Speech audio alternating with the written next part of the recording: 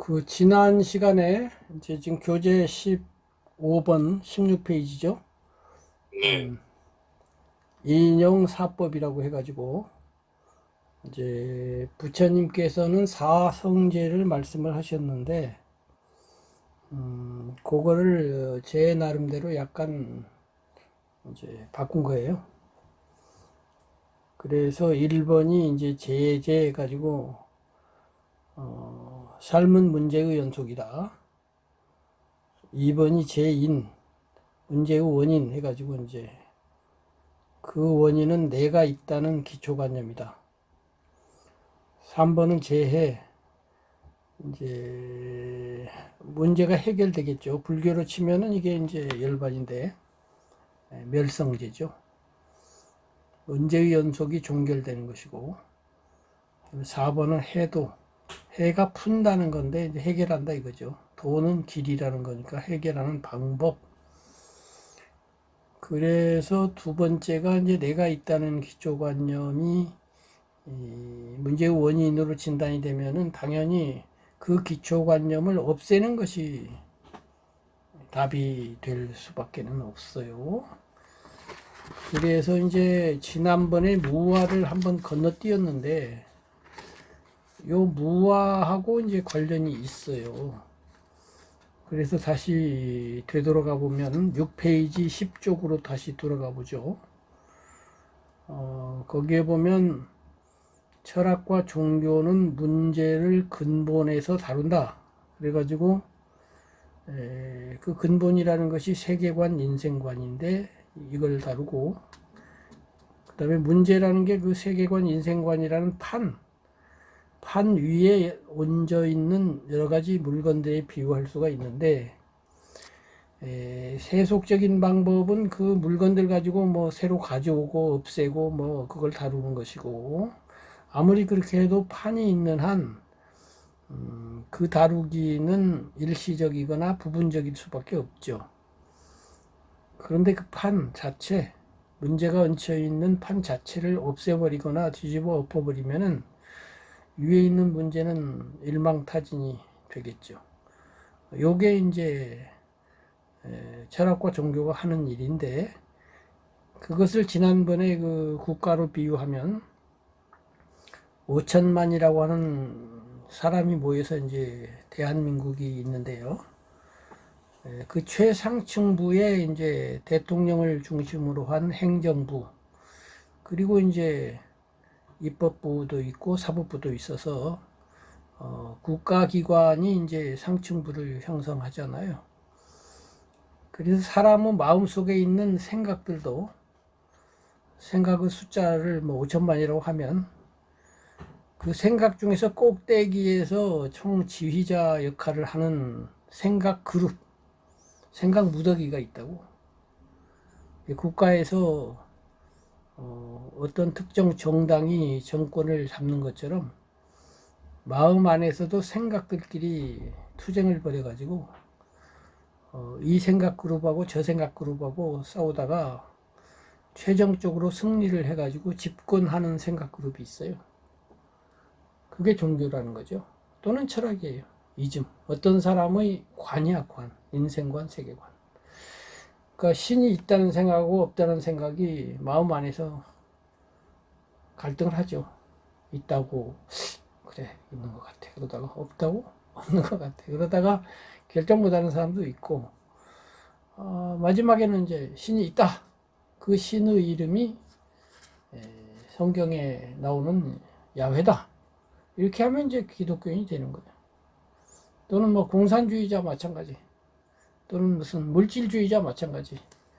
여러 가지 속에서 생각들이 싸우다가 돈이 최고야 라고 하는 생각을 가진 그룹들이 500만 그룹이 다른 그룹을 압도해 가지고 지배 그룹으로 등장해서 국가를 장악해 버리면 그 사람이 물질주의자예요. 뭐 다른 게 아니에요. 나중에 이것이 이제 불교로 오면은 그 오온 교설에서의 그 산야, 색수상행식의 상이죠, 상. 상이 이제 빨려로 쌓는데, 이 싼냐하고 관련이 되죠. 이 싼냐가 결국 생각이거든요. 그런데 이제 대개의 사람들이 산냐와 자를 분별하지 못하죠. 산냐는 곧 나라고 생각하죠. 그래서 문제가 되기 때문에 오원교설이 나온 것이고요. 그래서 생각은 생각일 뿐 나가 아니거든요. 생각은 생각일 뿐이기 때문에 A 생각 그룹이 집권할 수도 있지만 그 집권 그룹이 B 생각 그룹으로 바뀔 수가 있잖아요. 예를 들면 뭐 개종하는 사람들 있잖아요. A 종교를 믿다가 B 종교로 개종하고 B 종교를 믿다가 C 종교로 개종하고 하는 것들은 정권 교체가 됐다는 거죠.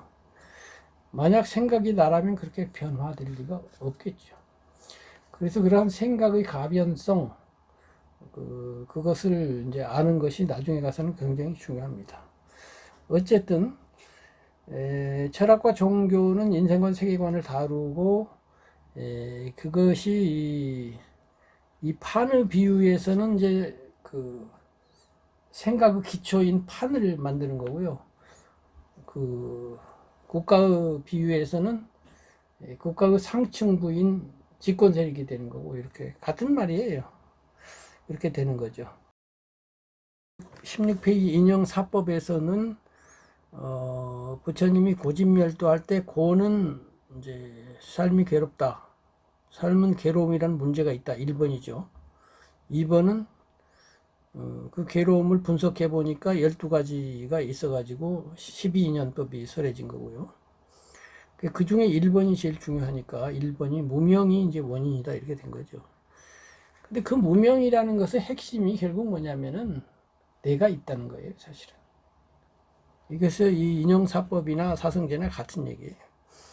그래서 이제 문제 해결이 종결되면은 그게 열반이고, 아까 판이 바뀌어버린 건데, 그 판이요, 판의 이름이 아까 말한 내가 있다는 판인 거예요.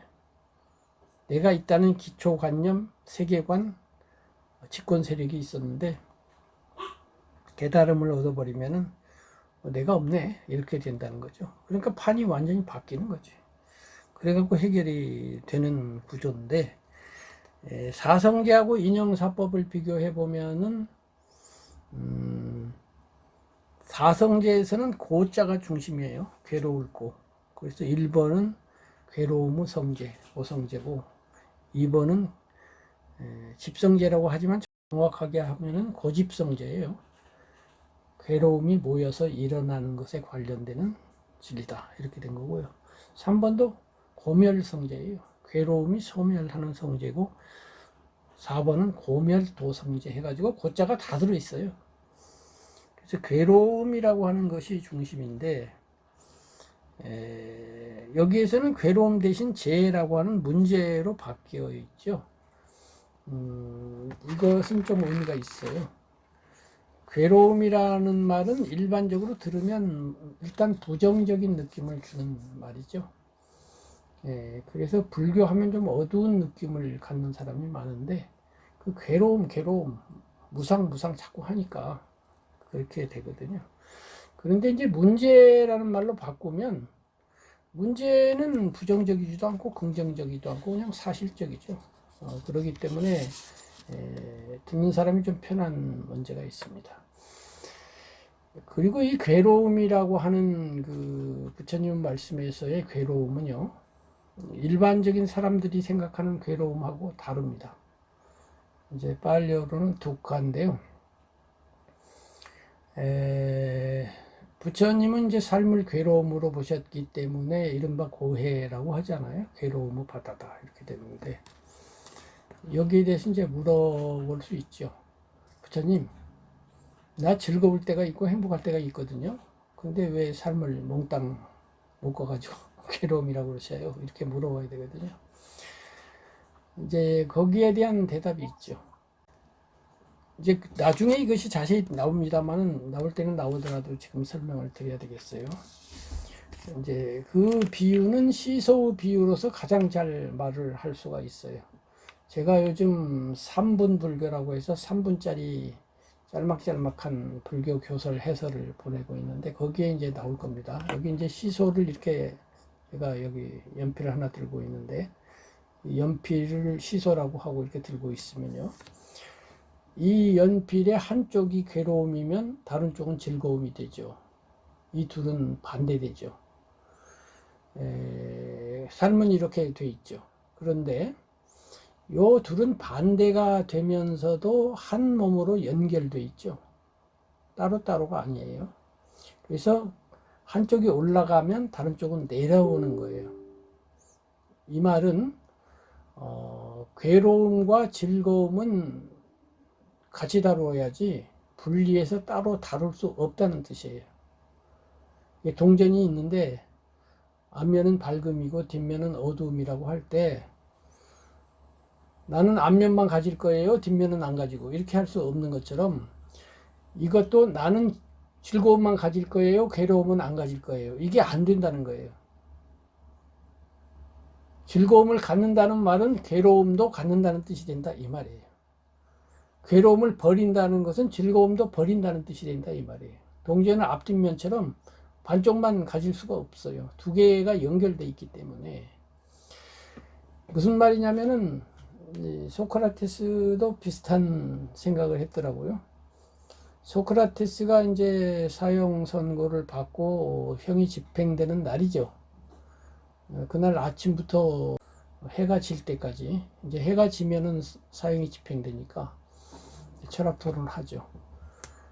그런데 이제 사형수니까 발목을 묶어놨단 말이에요. 그래서 친구와 이제 후배 철학자들이 마지막 날이니까 시간 보내려고 왔단 말이에요. 그때 이제 부인이 있었는데 부인 내보내라, 여자들 시끄럽다 그래가지고 내보냈어요. 그리고 이제 오늘 죽는 날이니까 토론하기에 이게 영혼의 불사에 대해서 토론하면 좋겠다, 이 합의가 돼가지고 이제 영혼의 불사를 토론하게 되는데 소크라테스 죽는 날인데도 상당히 유쾌하죠. 그리고 정신이 말똥말똥하죠. 먼저 이런 얘기를 해요. 자네들하고 이제 이야기를 하려고 하니까 이 간수가 특별히 사정을 봐줘가지고 이게 족쇄를 풀어줬다, 이 말이에요. 그러니까 기분이 이렇게 유쾌하거든. 그래서 내가 말이야, 그 이솝이 그런 것처럼 우화를 하나 써보면 어떨까, 이런 생각을 한단 말이야. 이러면서 이제 얘기를 해요. 머리가 둘 달린 무슨 백조 같은 게 새가 있었는데 뭐 신이 두 개로 머리를 했는데 한쪽 머리가 어쩌고 저쩌고 하니까 한쪽 머리가 어쩌고 저쩌고 이런 얘기를 써보면 어떨까, 뭐 이런 말을 해요. 그러자 이제 거기에 대해서 당신 여태까지 글을 쓰지 않았는데 요즘 감옥 안에서 무슨 글도 쓰고 뭐 이렇게 한다고 말을 들었는데 왜 그러십니까? 이렇게 하면서 이제 이 얘기가 시작이 되는데 여기에서 그 족쇄 얘기가 똑같은 얘기예요. 만약 내가 처음부터 족쇄를 안 차고 있었더라면 지금 느끼는 유쾌함을 못 느꼈을 거 아닌가? 근데 족쇄라고 하는 것을 차고 있는 동안에 괴로웠기 때문에 이렇게 됐으니까, 제 비유로 가면 이 시소가 족쇄를 차가지고 요 시세가 이렇게 한쪽이 무거움의 그 괴로움의 쪽이 올라간 거죠. 괴로움 도수가 0도에서 90도로 올라간 거예요. 올라가자 즐거움을 예비하는 것도 90도만큼 준비가 되는 거예요. 그러다 이 괴로움이 싹 없어지면서 족쇄를 푸니까 제로가 됐다? 그러니까 요 마이너스 90이었던 것이 쫙 올라오면서 반대쪽에서 쾌감, 즐거움이 생긴 거죠. 처음부터 족쇄를 안 찼으면 안 생길 즐거움이었는데 괴로움이라고 하는 것의 예비 때문에 즐거움이 생긴 거예요. 반대로 이번에는 이제 자유롭게 이렇게 잘 있는데, 그러니까 이번에는 이제 즐거움이 또 이렇게 90도로 올라가 있는 상태인데 갑자기 또 족쇄를 차라고 그러네. 그러니까 이것이 내려가자 이번에는 괴로움이 올라가 버리는 결과가 되잖아요. 이렇게 괴로움과 즐거움이라는 것은 반대되지만 서로 연결된 한 몸이기 때문에 따로 다룰 수가 없고 묶어서 다뤄야 된다, 이렇게 된 거예요. 이 말은 삶이 끝없이 이렇게 시소지를 한다 이 말이지. 괴로웠다, 즐거웠다, 즐거웠다, 괴로웠다 이렇게 된다 이거지.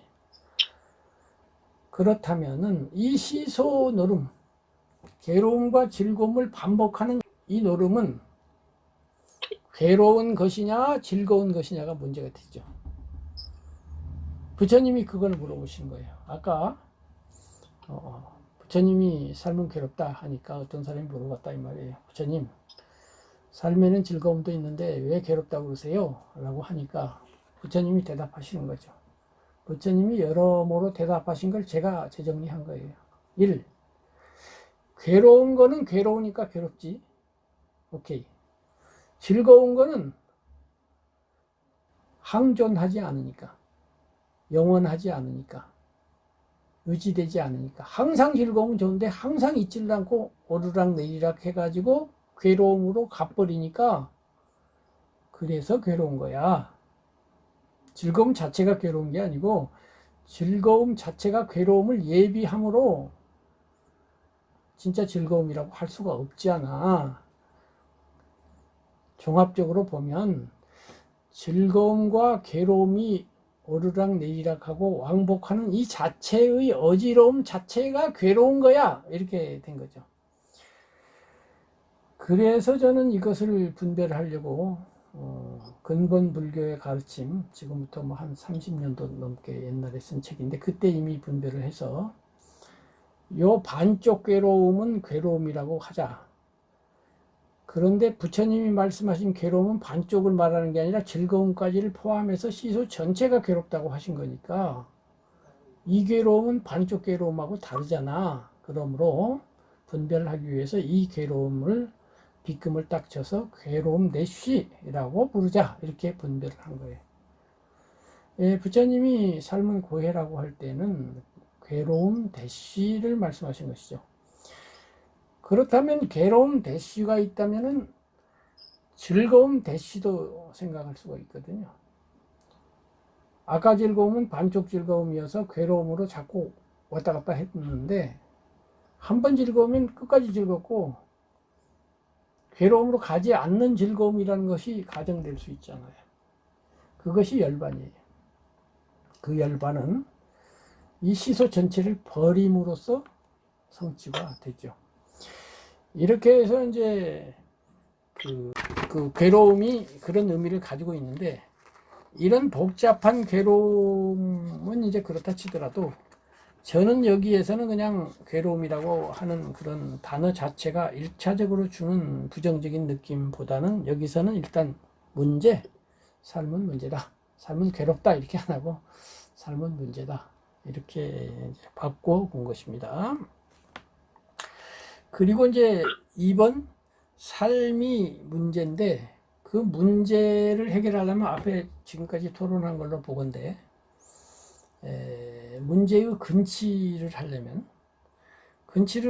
인생관 내지 세계관에서 그 차원에서 치료를 해야 된단 말이에요. 즉 국가로 치면 국가 자체의 체제를 바꿔야 돼요. 공산주의 체제, 독재주의 체제가 문제면 민주주의 체제로 바꿔야 되잖아요. 체제를 안 바꾸고 체제는 그대로 놔두고 밑에서 아무리 뭐 장관을 바꾸고 무슨 뭘 바꾸고 해봐야 근본적으로 해결이 안 되죠. 그러니까 근본적으로 해결을 하려면 정권을 바꾸든지 판을 바꾸든지 해야 된단 말이죠. 근데 그 판과 정권이 나라고 하는 것을 인정하는 판과 인정하지 않는 판이 있는 거예요. 말하자면 인간의 사고방식, 인간의 세계관, 인생관에 나가 있다는 기초하에 세계관을 또는 인생관을 세운 철학 종교가 있고 나라는 것이 없어요 하고서 세운 철학 종교가 있어요. 이 점에서 불교를 제외한 모든 종교는 나를 인정합니다. 오직 불교만이 나를 인정하지 않는 아주 독특한 이것을 가지고 있는데 이것이 불교만이 그렇게 주장한다는 것은 이게 어렵다는 의미가 있어요. 이 분명히 존재하는 나가 없다니 말이나 되느냐 이렇게 수없이 반박을 해 오도록 되어 있어요. 그런데 이게 너무 중요하고 이것이 핵심이기 때문에 이제 나중에 공부가 깊어지면 이것만 갖고 한 달이고 1년이고 해야 될 겁니다. 무화만 가지고. 이 무화가 받아들여지고 이해되고 수행되고 깨달아지지 않는 한 끝내 불교는 될 수가 없어요. 그리고 제가 지금까지 탐구하고 작은아마 경험한 거에 비추어 보면요, 정말 이게 너무 심오하고 너무 기가 막힌 거예요. 이거 아니고는 다 해결 안 됩니다. 무아를 좀 깊이 이해한 입장에서 역사적으로 위대하다는 철학가, 성인, 뭐 별별 양반들 다 얘기 들어봐도요, 다 뭐라 그럴까, 마무리가 안 되는 철학이고요. 거꾸로 말하면 부처님이 왜 천상천하의 유아독존이시며 인간과 신들의 스승인지가 너무너무 명백하게 드러납니다. 예를 들면요, 이른바 영성주의자, 명상주의자들이 제일 좋아하는 시인이 아마 룸일 거예요. 룸이 페르시아 시인이죠. 그 양반의 그 여인숙이라는 시가 잘 알려져 있는데요. 이 룸이라는 시인은 대단한 시인이에요. 2017년인가 유엔에서 루미의 해로 지정을 했어요. 이 루미는 기본적으로는 이슬람권 사람이지만 이슬람교, 기독교, 유태교 이런 모든 종교를 아우르는 영성주의자이자 시인이에요. 그래서 종교 통합의 상징으로서 루미를 선정해 가지고 루미의 해를 정할 정도로 그렇게 대단한 시인인데, 그 시인의 대표작이 여인숙입니다. 제가 한번 낭송해 볼게요. 여인숙. 잘랄루딘 루미. 인간이란 존재는 여인숙과 같다. 매일 아침 새로운 손님이 도착한다. 기쁨, 절망, 슬픔, 그리고 약간의 순간적인 깨달음 등이 예기치 않은 방문객처럼 찾아온다. 그 모두를 환영하고 맞아들이라. 설령 그들이 슬픔의 군중이거나 그대의 집을 난폭하게 쓸어가 버리고 가구들을 몽땅 내가더라도. 그렇다고 해도 각각의 손님들을 존중하라. 그들은 어떤 새로운 기쁨을 주기 위해 그대를 청소하는 것인지도 모르니까. 어두운 생각, 부끄러움, 후회, 그들을 문에서 웃으며 맞으라. 그리고 그들을 집 안으로 초대하라. 누가 들어오든 감사하게 여기라. 모든 손님은 저 멀리서 보낸 안내자들이니까. 그래서 그 시가 영성주의 차원에서는 아주 좋은 시인데요. 무화법으로 보면요, 여인숙이 없어요. 여인숙이 있고 나서 받아들이는 게 아니라 받아들일 여인숙이 없어. 전혀 딴 얘기예요. 그래 근치가 돼요. 여인숙이 있고 나서 내가 여관 주인이면서 오면서 받아들이자 하는 것은 일반적인 사람보다는 훌륭한 사람이긴 한데요, 여관 주인이 있는 이상은요, 문제가 속 시원하게 해결될 수가 없도록 돼 있어요. 구조 자체가 그래. 근데 여인숙도 없고 여관 주인도 없어. 이래 버리는 게 불교예요. 여관 주인이 없는데 뭐 오거나 말거나가 원인적으로 문제가 되지 않아요. 지난번인가 그 사피엔스를 쓴 작가 얘기를 했었죠. 유발 하라리. 그 양반이 불교 통찰이 대단하다. 우리나라 큰 스님들 설법보다도 어떤 면에서는 핵심을 꿰뚫는 것 같다. 대단하시다. 내가 그러면서, 그러나 불교는 그 다음이 있는데 라는 생각이 들었고, 그거를 좀 정리해서 편지라도 보내볼까 하는 생각도 했었지만, 굳이 그럴 거 있느냐, 잘난 척 하지 말자 그랬다고 제가 말씀드렸는데, 그것도 마찬가지예요. 거기도 보면은 비파사나를 하시는 수행자로서 바닷가에 어떤 소년이 앉아 있다. 파도가 밀려온다. 파도가 밀려간다. 그걸 그냥 밀려오는 기쁨의 파도를 환영하지 않고, 또 떠나가는, 또 기쁨이 떠나가면 그걸 또 아쉬워하지 말고, 또 슬픔이 밀려와도 그냥 받아들이고 그냥 바라만 보고 있다, 이렇게 말씀을 하셨고, 이것이 위파사나의 관조법인 것도 맞아요. 그런데 더 나아가면 바라보는 소년이 없어요.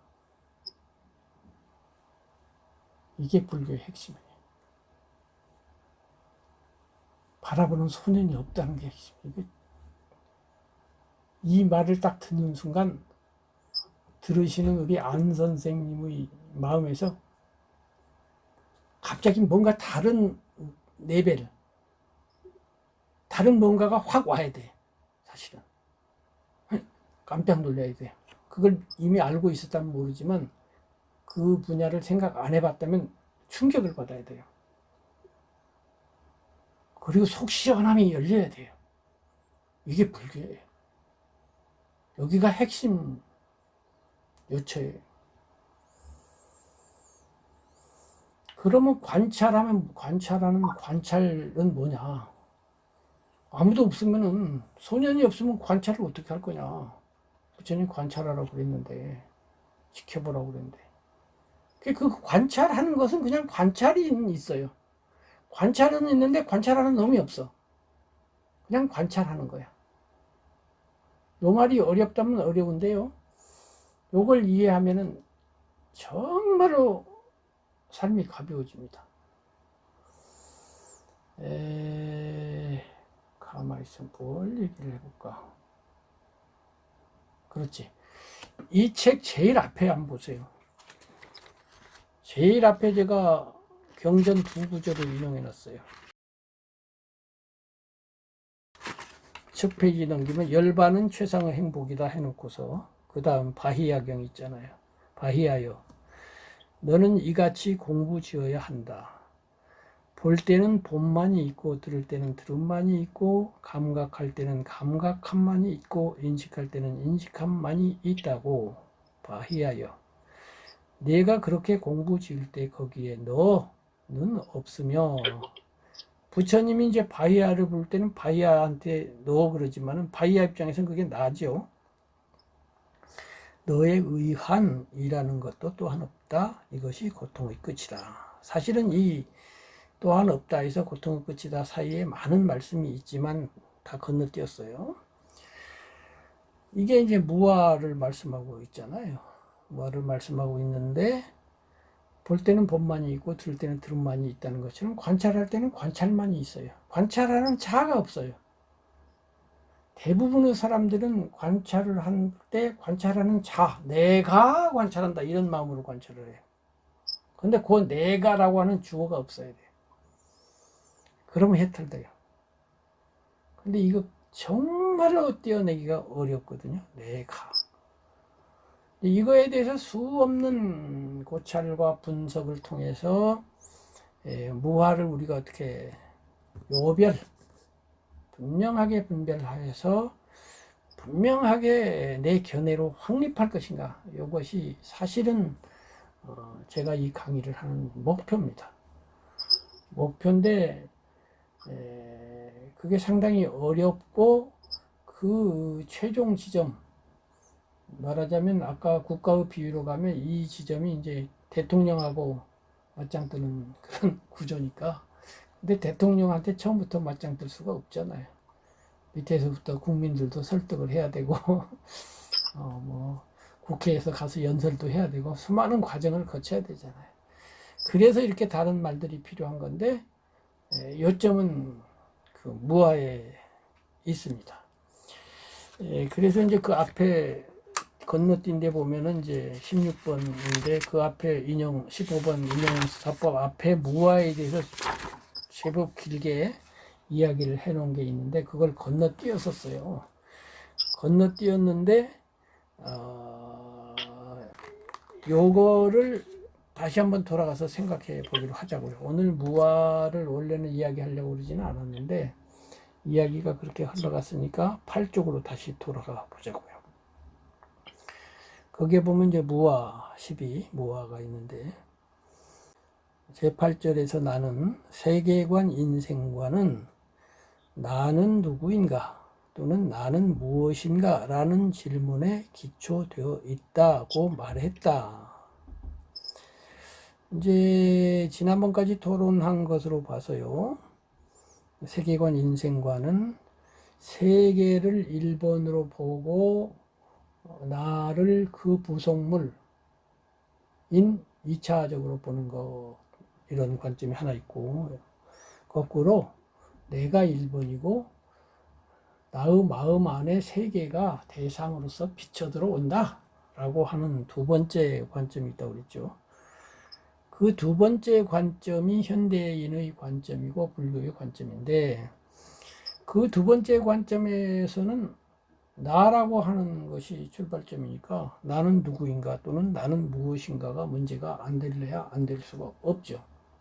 그런데 앞에 각주에서도 썼는데 나는 누구인가 라는 말이 얼핏 보면 아주 멋있는 말이지만 이것을 영어로 고쳐서 물어보면 너는 김정빈이잖아. 우스운 말이 되어버린다. 그래서 나는 무엇인가 라는 말이 더 정확한 질문이다. 이런 것이 이제 어떤 철학 교수님이 지적을 했는데 저도 그렇게 생각을 해요. 어쨌든 나가 중요한데 여기에 대해서 불교는 나는 없다 라고 대답을 한다 이거죠. 이것이 이제 그 빨리어로는 안 아따예요. 무한데 안 아따인데 아따가 나하고 안 앞에 붙어 있는 안이 이제 뒤에 있는 것을 부정하는 없을무 아닐비 아니불 이런 뜻이에요.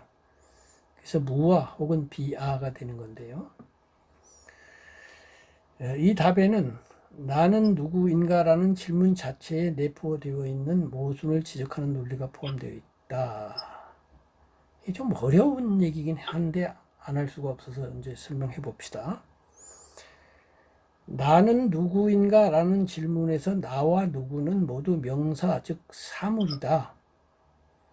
하지만 엄밀한 고찰을 통해서 우리는 명사로 불려지는 모든 사물이 실제로는 명사적 사물이 아니라 동사적 사태라는 것을 알게 된다. 둘의 다른 점은 전자는 정지태인데 비해 후자는 진행태라는 점이다. 이래서 이제 불교가 어려운 거고 철학이 어려운 건데 이렇게 말을 하면 아마 보통 사람 10명 중에 9명은 저게 무슨 소리인지 모르겠고 아이 골치 아파 그러고서 가버릴 거예요. 그래서 이제 제 얘기를 듣는 사람이 별로 없는 건데 인터넷이 너무 불안정해. 지금 한 7, 8번이 끊어졌어요. 그런데 지금 제일 지금 알아듣기 어려운 얘기를 하고 있는데 오늘 왜 그런지 모르겠네요. 그 백관 스님도 지금 아직 안 들어오셨고 어쨌든 뭐 해봅시다. 되는 데까지. 나중에 이제 제가 그 편집을 해서 올릴 거니까요. 그걸 들으신 걸로 생각하고요. 자, 이 말이 좀 아리송하고 어려운 말인데 설명 들어보면 그렇게 어려운 말은 아니에요. 이제 우리는 말을 갖고 지금 강의도 하고 듣죠. 말로서 소통을 하는데 이 말이라고 하는 것이 가지고 있는 기본적인 문제점을 이해하지 못하면은 이 무아를 이해할 수가 없습니다. 말이라는 것이 어린 왕자라는 책에 보면은 말은 하지 마. 언어는 오해의 근원이니까 라는 말이 있어요. 그래서 말은 하지 말라고 마음으로 우리 통해보자고 이렇게 돼 있고 또 선가에서도 이심전심 해갖고 교회 별전 해가지고 말 밖에 따로 말이 있다 이렇게 해서 하고 노자도 첫 구절부터 말로서는 도를 말할 수 없다 이렇게 말을 해요. 그래서 이 말이라고 하는 것은 참 불완전한 도구다. 이것은 이제 역대 현철들이 많이 말씀을 하셨고 불교도 또한 그 입장에 서 있는데요. 그런데 이제 기독교에서는 말씀이 곧 진리야. 말씀이 하느님이야. 요한복음 보면은 말씀은 곧 하느님이라고 되어 있어요. 그래서 말이 굉장히 중요해요. 그래서 말에 대해서는 이렇게 말이 중요하고 훌륭하고 진리를 전할 수 있고 굉장히 좋은 거야. 이렇게 긍정적으로 보는 입장하고 말은 문제거리야. 이렇게 부정적으로 보는 입장이 있는데 둘 다 절반만 맞고 절반은 안 맞아요. 그래서 종합적으로 보면 말이라고 하는 것은 아까 말은 오해의 근원이라고 했는데 그 절반만 맞고요. 나머지 절반은 뭐냐면 말은 이해의 가교예요. 말은 오해의 근원이라는 말 자체도 말이고요. 그 말을 통해서 아 말은 오해가 될 수 있구나를 우리가 이해하잖아요. 말로서는 말할 수 없으니 말 없을까 하노라라는 시조가 있지만 그 말 자체가 또 말이에요. 말은 필요 없다 라고 하는 말이 말이에요. 교회 별전이라는 것도 말이에요. 언어 도단이라는 말 자체가 말이에요. 그러니까 말이 필요 없다라고 하는 것도 말로써 말을 하는 거예요. 그래서 말이라고 하는 것은 그 유명한 달을 가리키는 손가락 같은 거예요. 그래서 어떤 사람은 손가락 보고 달이라고 하면 그건 문제거리지만 어떤 사람은 손가락을 보고 달을 쳐다보면 그 말은 아주 잘 쓰인 거잖아요. 그래서 말이라는 것은 정밀하게 잘 쓸 때는 잘 쓰고 또 부족하고 위험한 것은 또 그것을 알아서 경계하고 이렇게 해서 써야지 무턱대고 부정하거나 무턱대고 말만이 진실이다 하고 말에만 국집해버리면 그것도 이상하게 돼요. 그래서 말은 그런 건데요.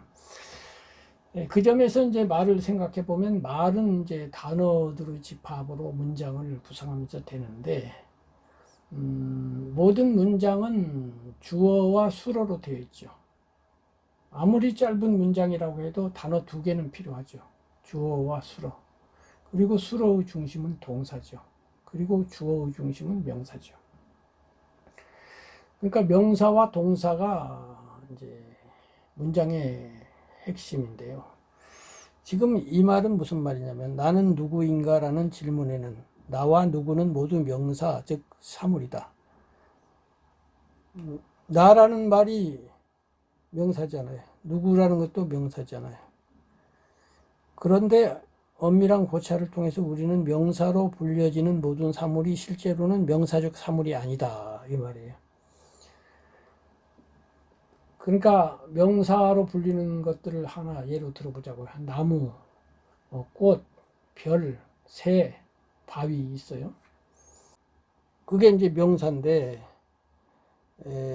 그 명사라는 말은요. 뒤에 나오는 정지태로 가정된 거거든요. 머물러 있어. 정지, 멈춰 있는 거예요. 꽃이란 말은 암암리에 꽃의 상태로 정지되어 있다 이런 뜻이 있어요. 그런데 이 꽃이라고 하는 사물이 정지해 있느냐면 그렇지 않거든요. 시간을 열흘을 보내고 나면 화무 11홍이 되어가지고 꽃이 져버린단 말이에요. 그럼 그 꽃은 어디 갔죠? 그런데 꽃이라고 말을 할 때는 열흘 뒤에 꽃 말고 지금 멈춰 있는 꽃을 가지고 꽃 이렇게 하는 거예요. 그런데 모든 사물은 시간 속에 존재하고 시간은 흘러가기 때문에 이 세상 사물, 명사로 불려지는 사물로서 흘러가지 않는 게 없다 이거예요.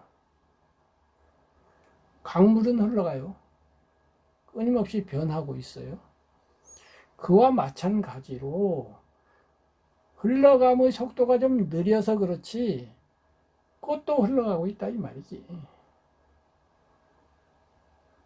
눈에 보일 정도로 금방금방은 안 변하지만은 열흘치를 찍어 놓고 그것을 빨리 화면을 돌리면 꽃이 시들어가는 게 보일 거 아니에요.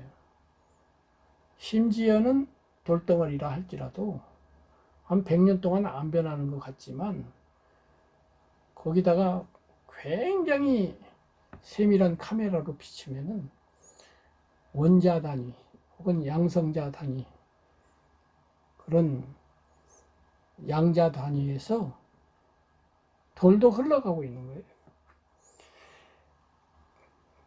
그런데 명사는 흘러가는 것을 표현하는 단어가 아니고 정지해 있는 것을 표현하는 단어예요. 흘러가는 것을 표현하는 단어가 동사죠. 움직이는 거니까. 그런데 주어와 수어로 되어 있는 문장에서 주어는 반드시 명사여야 되죠. 그래서 예를 들면 돌이 저기 있다. 그러면 있다도 이제 영어에서는 동사로 보잖아요. 이렇게 할 때 주어 자체가 사실은 명사로 되어 있지만 그 자체도 동사예요. 그러니까 흘러가는 것이 흘러간다 이런 식이 되는 거예요. 그런데 이 명사라고 하는 것이 없으면 문장이 안 되죠. 그래서 수없이 이 명사를 반복하는 동안에 우리는 그 명사적 사물이 흘러간다는 걸 잊어버리게 돼요. 불교로 말하면 무상하지 않다고 생각하게 돼요. 돌멩이는 무상한 것이 아니다. 꽃은 무상한 것이 아니다. 이렇게 생각하게 되고 이것이 사람한테로 넘어오면 나도 무상하지 않은 것처럼 암암리에 느껴져요. 사실은 10년 전의 나와 지금 나는 많이 변했어요. 꽃이 시들어가듯이 많이 시들었는데 그 10년 동안에 변하지 않는 일관된 불변하는 정지태로서의 뭔가가 있다라고 하는 생각을 암암리에 갖게 돼요. 그것이 나죠. 요 나가 그렇게 정지하고 고정되고 실제로 있는 것이 아니고 강물이 흘러가듯이 계속 변화 중에 있다. 그 변화 속에 불변하는 어떤 실체, 알갱이, 본성, 자성은 없다. 이것이 이제 불교가 말하는 무아인데 이 설명이 상당히 어렵다 이거죠. 그래서 이제 그 뒤에 기나긴 설명들이 있는데 이거를 다 설명하면은 너무 피곤할 것 같고 못 알아들을 수도 있고 이거는 나중에 또 한번 세밀하고 깊게 이렇게 토론할 것이니까 오늘은 이 정도로만 하고요. 그 무와 뒤에 몇 페이지는 건너뛰도록 할 거예요. 건너뛰도록 하고 다만 15쪽 한번 보셔요. 15쪽에 보면 그 도표가 하나 있어요. 이 무아를 설명해서 무아를 이해하고 알아듣는 것이 중요하긴 한데 어렵단 말이에요. 어려운데 어렵고 안 어렵고는 그만두고 또 무아라는 교설이 맞는지 아니면 자아가 있다고 하는 힌두교라든가 혹은 뭐 다른 종교 교설이 맞는지는 사실 어떤 면에서는 종교 신념의 문제이기 때문에 판별하기 어려워요. 그렇긴 한데 무아가 요청된다는 면이 있다는 걸 여기서 제가 말을 하고 있는 거예요. 여기에 보면 세속의 방향, 내 무아의 방향 이렇게 해가지고 0에서부터 이제 1, 2, 3, 4, 5, 6, 9, 10, 11, 12, 13 이렇게 적어 놓고 10에서 0쪽 방향을 무아의 방향 10에서 점점 수가 늘어나는 방향을 세속의 방향 이렇게 해놨잖아요. 이게 뭐냐면은 이제 10에서 11, 12 방향으로 나가면은 끝이 있을까요? 없죠. 100만 다음에 1억이 있고 1억 다음에 1조가 있고 1조 다음에 100조가 있고 1000조가 있고 뭐 어쩌고 저쩌고 해서 뭐 경, 뭐 해, 술, 자, 양, 뭐 무량수 막 해가지고 나간다 하더라도 아무리 큰 수를 가정한다고 해도 그 수에다 하나를 더 보태면 더 많아지기 때문에 끝이 없죠. 그래서 그것을 무한이라고 하죠. 그런데 거꾸로 돌아오면 이제 0으로 돌아온단 말이에요. 2를 거쳐서 0으로 간다고요. 지식도 그렇고 다른 것도 그렇습니다. 그 세속 지식이라고 하는 것은 어느 방향으로 나가냐면 그 무한 방향으로 나갑니다. 인류가 세속 지식을 발전시킨 게 그렇죠. 그래서 도서관에는 해가 지날수록 수많은 지식이 쌓이지만 끝이 없죠. 그런데 인류 지식이 끝이 없는 거하고 상관없이 삶의 주체는 나라고 하는 입장이 불교라고 누누이 말했잖아요. 나의 입장에서는 나의 삶에 문제가 있고 이 문제를 해결해야 한다는 당면 목표가 있는데 그쪽 방향을 따라가 가지고는 답이 없어요. 왜냐하면 100만 년을 산다고 해도 무한히 계속될 거기 때문에. 그러니까 그렇게 하지 말고 역으로 돌아와서 어떤 기준에 의해서 지식을 전부 정리해 가지고 일쪽으로 돌아와야 돼요. 수렴해 가지고요. 이렇게 해 가지고 돌아오면 마지막에 하나가 되겠죠. 요 하나가 뭐냐면은 나예요. 이 하나가 나예요. 나인데 대부분의 철학은 그 일에서 멈춰서 일을 기초로 해요.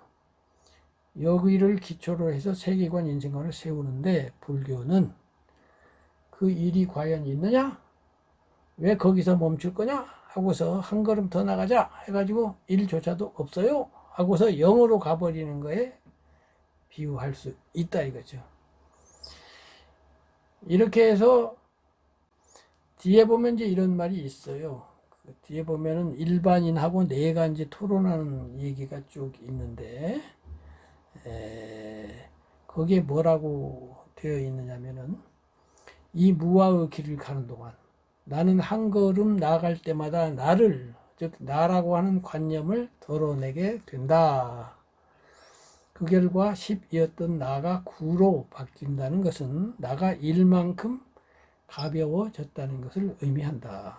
그 가벼움은 나 자신 안에서는 겸손과 자족, 자락으로 남을 향해서는 정신적 배려와 물질적 배품으로 나타난다 이렇게 됐는데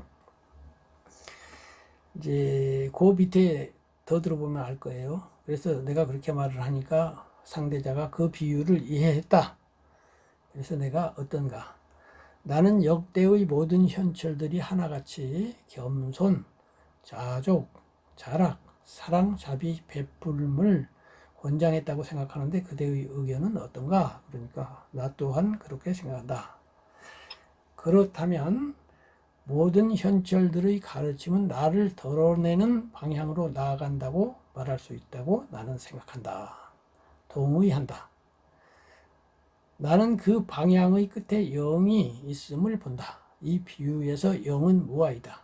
우리는 나라는 관념을 줄이고 줄인 끝에 나 없음에 도달하게 된 것이다. 그리고 이제 각주 10일인데 밑에 각주에 보면 나를 덜어내는 방향으로 나아간다는 점에서는 역대의 현철들과 우화를 설한 붓다가 같다. 그러니까 역대의 모든 현철 그리고 부처님조차도 나를 덜어내라고 그랬지 나를 계속 늘려가지고 잘난 체 하라고 그러는 분은 아무도 없어요. 모두 겸손해라고 그랬고 자족 스스로 족하라고 그랬고 자락 스스로 즐거워하라고 그랬지 그 반대쪽으로 말씀하신 분은 아무도 없어요. 그런데 다른 점은 역대의 현철들은 그 방향의 끝을 그래도 나가 있는 거는 있는 거야 라고 보았지만 붓다는 그 끝을 0으로 보았다는 점이다. 나는 이때의 나는 김정비를 말하는 거예요. 영혼, 진화, 대화, 우주와 우주의식, 순수의식 등을 주장하는 종교 또는 영성주의가 개별자로서의 일에 기초한 사상이라고 본다. 이제 오늘날 영성주의라고 부를 수 있는 구도자들의 그 세계가 있죠. 특정 종교를 떠나서 모든 종교의 공통분모에 주목하면서 기독교의 영성성, 이슬람의 영성성, 힌두교의 영성성, 기타 여러 종교 철학들의 영성성에서 합일점 내지는 공통점을 찾아서 그렇게 하는 건데, 불교인들 중에서 불교도 그런 영성주의에 포함시켜서 이해하는 분들도 꽤 많아요. 주로 미국이나 유럽에서 공부한 불교 교수들이나 이런 분들도 거의 그런 분들이 많아요. 그런 분들이 참나를 많이 가져와서 불교도 참나주의로 이렇게 하는 분이 많은데, 저는 그렇게 생각하지 않아요. 불교는 그런 영성주의하고 분별이 돼요. 이런 영성주의에서는 영혼이든 진화든 대하든 우주화든 우주의식이든 순수의식이든 이것들은 다 이 비유에서 일에 해당돼요. 나가 있기는 있어요. 고귀하고 거룩하고 숭고하고 크고 심오하고 뭐 형용 불가능하고 있긴 하지만 끝내 나가 있긴 있어요. 심오한 나가 있어. 근데 불교는 심오하고 뭐고 간에 나가 없는 거야. 이건 전혀 다른 얘기예요. 비유하면 부다의 무와 교설은 개별자 나를 일이라고 하면 나를 부정하는 영의 사상이다. 영은 1, 2, 3 등 양의 정수도 아니고 마이너스 1, 마이너스 2, 마이너스 3 등 음의 정수도 아닌 특별한 수이며, 이 점에서 0과 1은 연속되어 있기도 하고 단절되어 있기도 하다. 이는 개별자 나에 기초한 일 사상을 연속시키면 개별자 나를 부정하는 영 사상에 도달됨을 의미하기도 하지만, 일 사상을 버리지 않고서는 영 사상에 도달할 수 없음을 의미하기도 한다. 즉 일과 영이라고 하는 것은 일에서 계속 나가다 보니 영이 되었다 이렇게 말할 수도 있고, 그러나 어떤 면에서는 일과 영은 전혀 딴 거야. 일을 확실하게 버리지 않고 끊어내지 못하면 영은 끝내 될 수 없는 거야 라고 하는 두 가지 면이 있다 이거죠. 이 점에서 붓다의 무와 사상은 역대 현철들의 사상을 연속시킨 면과 함께, 연속시킨다는 건 뭐냐면 겸손하라 겸손하라 비워라 비워라를 계속 연속시키는 거예요. 역대 현철들과는 확연히 구별되는 전혀 다른 새로운 사상이다. 이 구별되는 게 뭐냐면 아까 그거예요. 아까 그 루미우 시 여인숙에서 무엇이든지 받아들여라 라고 하는 거는 겸손하게 마음을 키워서 너그럽게 이렇게 하라는 거거든요. 거기까지는 불교도 맞는데, 근데 너그러울 놈 자체가 끌랑 이 부분은 전혀 딴 얘기다 말이지.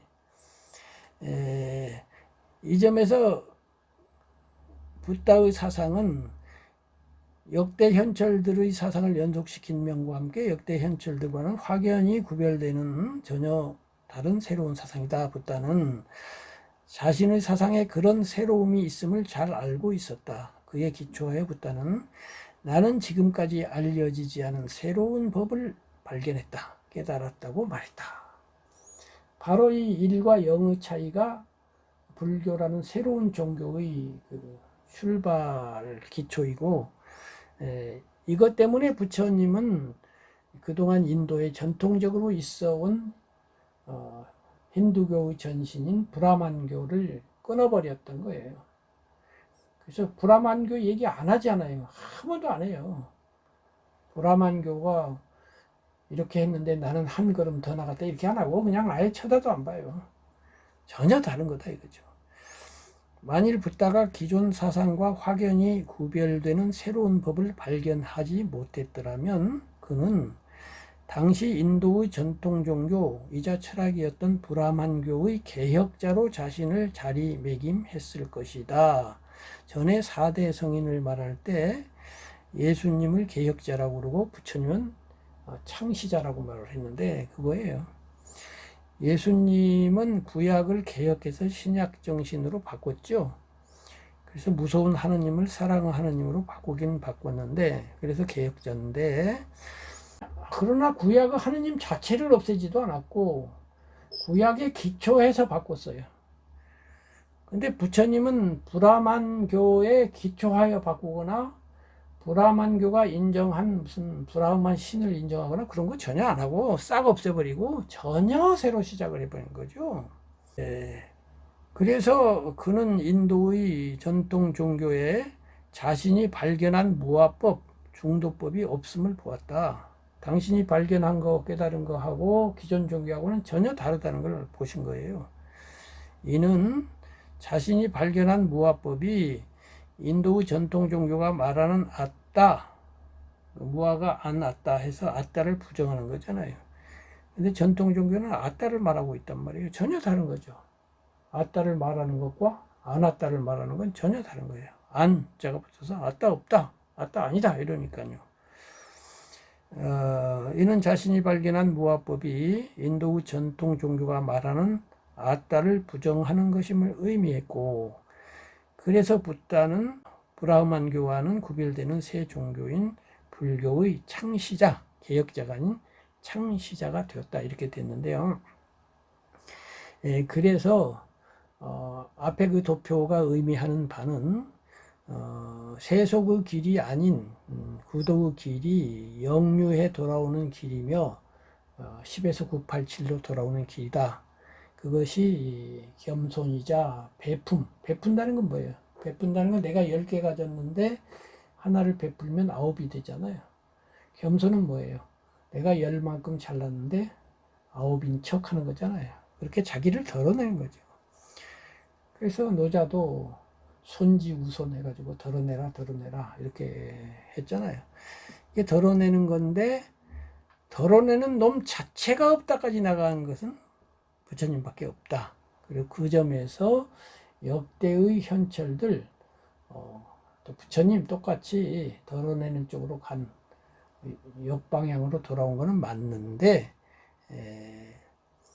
그 돌아오는 강도에 있어서 일에서 멈추어 버렸는데 다른 분들은 부처님은 일이라고 하는 나조차도 싹 없애버리고 영까지 나가서 무아를 말씀하셨다 이렇게 됐어요.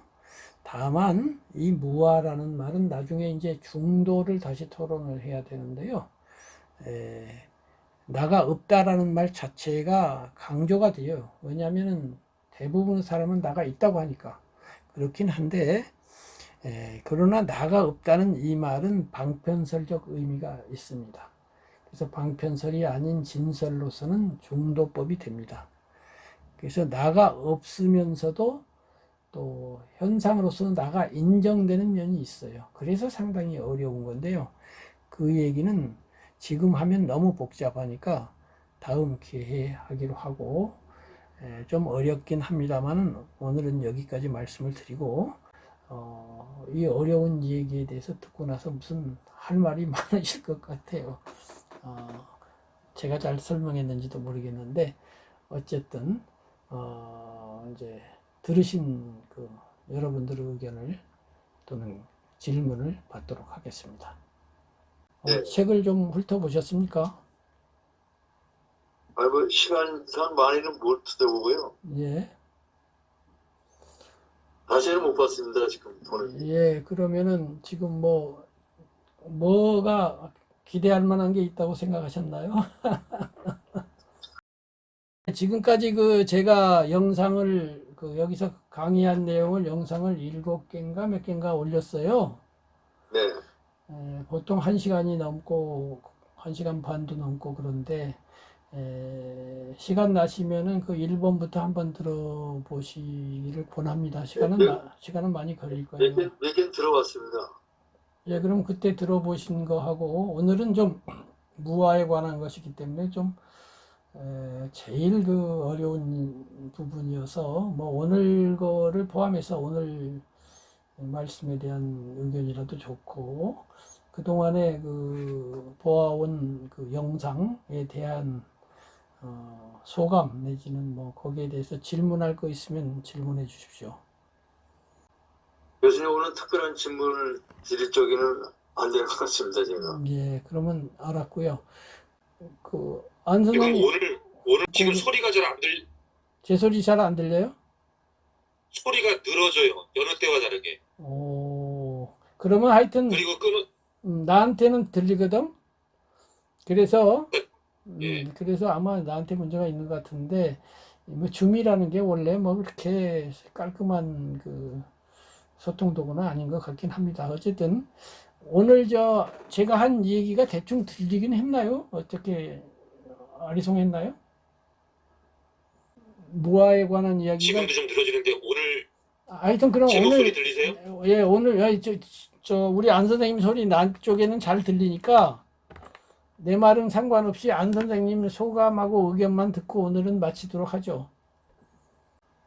오늘 교수님 말씀 50%만 듣고 50%가 끊어졌어요. 지금 제가 볼 때 한 횟수로 7, 8번 정도 나갔다 들어 끊어졌는데 예, 그거와 상관없이 제가 50% 들은 것만 가지고 이제 그 예, 소감을 말씀드리자면 예, 아까 중요한 말씀을 하나 하셨잖아요. 제가 깜짝 놀라야 한다. 그거는 용케도 제가 이제 들었습니다. 예, 예, 예를 들어서 관찰자는 없고 관찰만 있다. 예, 맞습니까? 맞아요.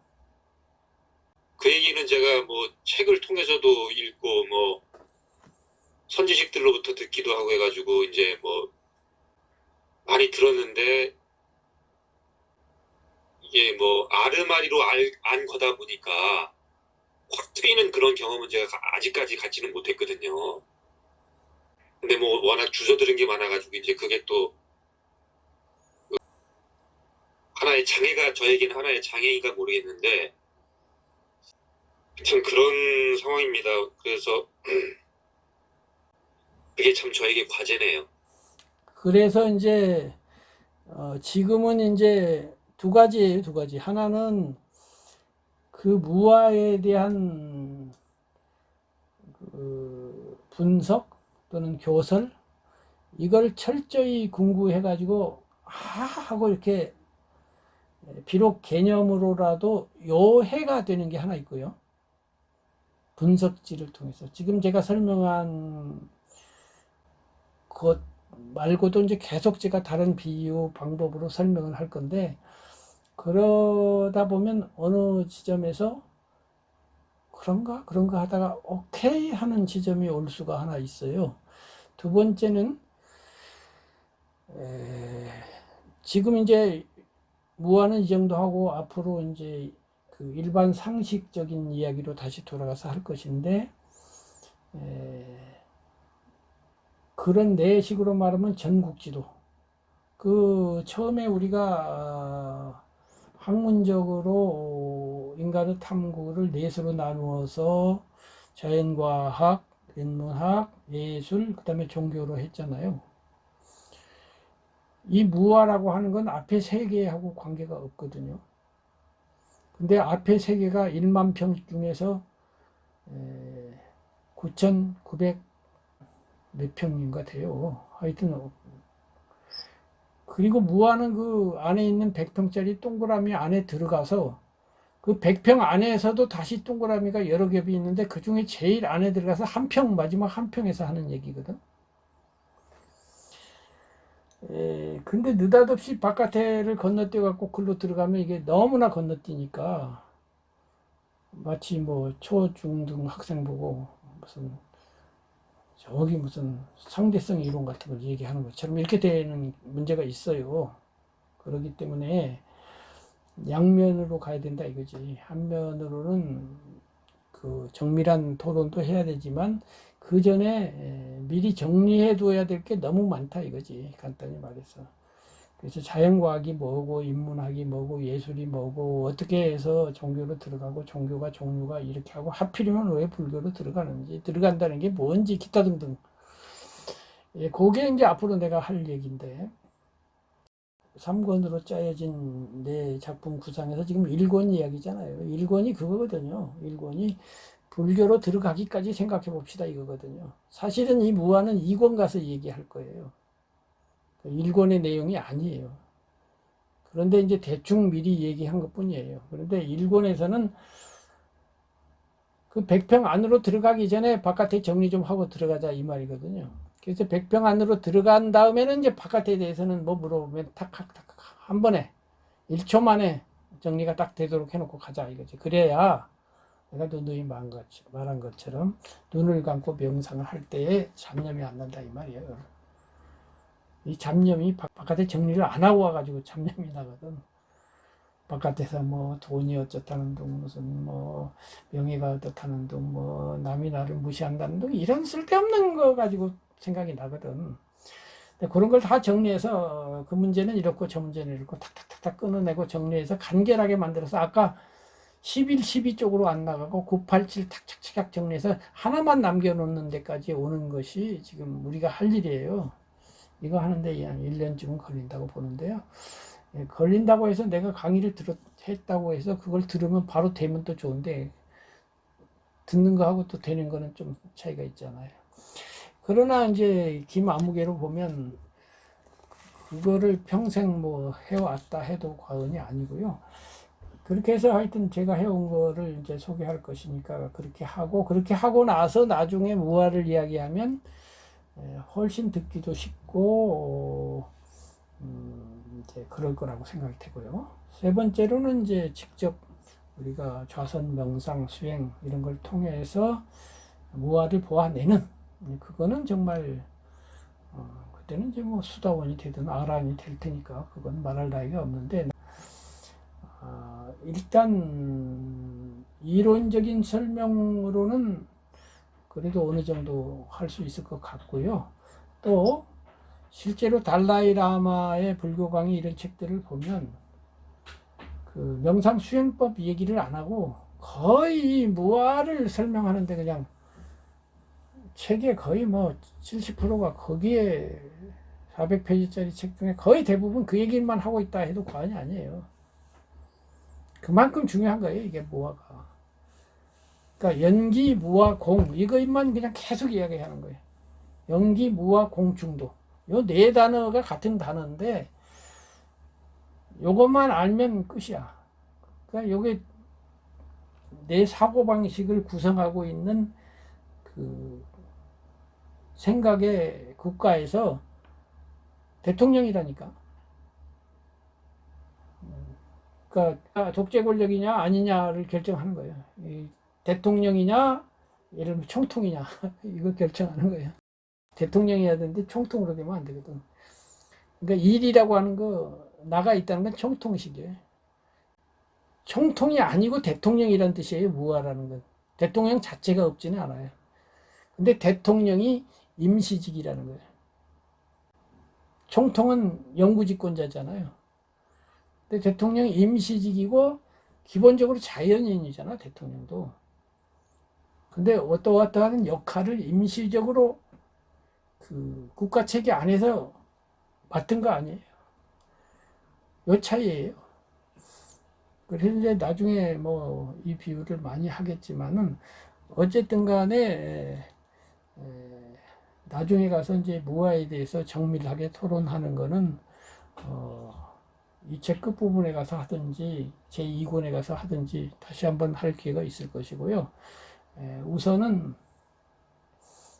아까 그 네 가지 인간의 범주 안에서 자연과학, 인문학, 그 다음에 이제 예술 요거를 정리하고 그 다음에 세속적인 추구 그 세속적인 추구로서의 그 문제 해결을 부분적이고 일시적으로만 가능한 것 요것들이 없어야 된다는 건 아닌데 그 유한성을 절감하고 항시적이고 전체적인 해결책을 찾아서 불교라고 하는 백평안으로 들어가기까지 그거에 대한 정리가 좀 다음 주부터 좀 깔끔하게 해 보자고요.